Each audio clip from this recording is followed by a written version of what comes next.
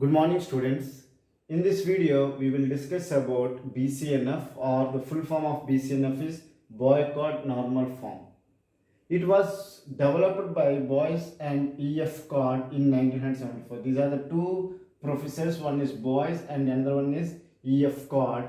E.F. Codd, we can call it as a father of DBMS because he only developed this 2NF, 3NF, all these things. So one more thing, if any relation R, if it should be in BCNF, first it should be in 3NF, okay? And each non-trivial functional dependency, okay? Non-trivial functional dependencies, you know, because I have discussed what is a trivial functional dependency, non-trivial functional dependencies in the earlier videos, okay? X determines Y, the X should be either a candidate key or a super key. Means the left hand side of the FD should be either a candidate key or super key. Then I will say that the relation is in BCNF. Okay. So for a better understanding, I have taken a small example so that you can also practice these kind of questions and solve them in GATE exam very easily. Okay. So they have taken a relation R which consists of attributes X, Y, Z, and you have the FD's X determines Y, Y determines Z, Z determines X. Okay, so I did not consider what are the candidate keys. I will show them and I will compute them in front of you now. So what is the candidate key? First we will check the closure of X. Closure of X will consist of X, then you will have Y, from Y you have Z. So you got all the attributes in the relation R. So I can say that the candidate key is X. Now we will see whether any other candidate key is possible or not. We will check Y's closure. Y's closure will give me Y. From Y I can get Z. From Z I can get X. So even Y is the candidate key because you got all the attributes. Then we will check Z closure. Okay. Now Z closure will have Z. From Z you have X. From X you have Y. So we got all the attributes in the relation R. So I can say Z is also the candidate key. Any other candidate keys are possible? No. If X is a candidate key, adding 0 or more attributes the candidate key, you will get a super key. You will not get the candidate key. Okay. So now I can calculate the prime attributes. What are the prime attributes? The attributes which are participating in the candidate keys are the prime attributes. So X, Y, Z are the prime attributes. What are the non-prime attributes?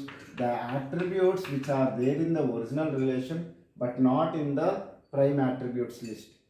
It is empty because X, Y, Z in the relation R and all are there in the prime attributes list. So non-prime attributes list is empty. Now we got the prime attributes list, non-prime attributes list. Now we can easily find whether any partial dependencies are there, not. Then we will check whether transitive dependencies are there or not. Then we will check whether each FD belongs to BCNF or not.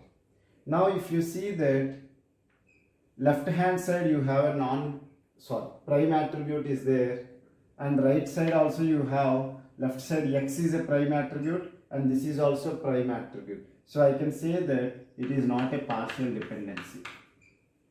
Even it is not a transitive dependency.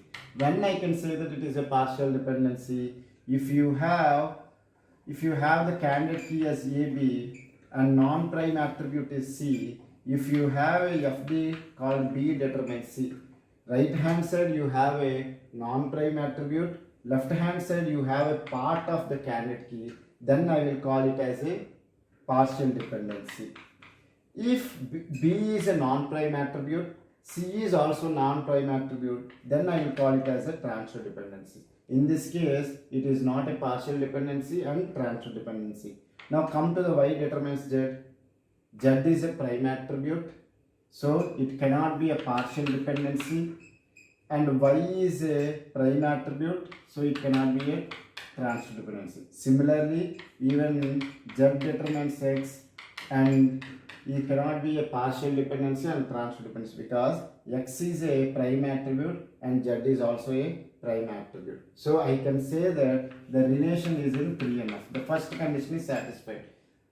If it should be in BCNF, first it should be in 3NF. Okay.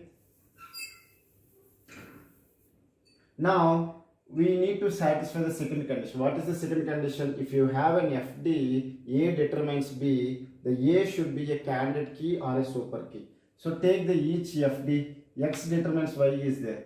Y should be either a candidate key or a super key. Then I can say that this FD is there in the BCNF.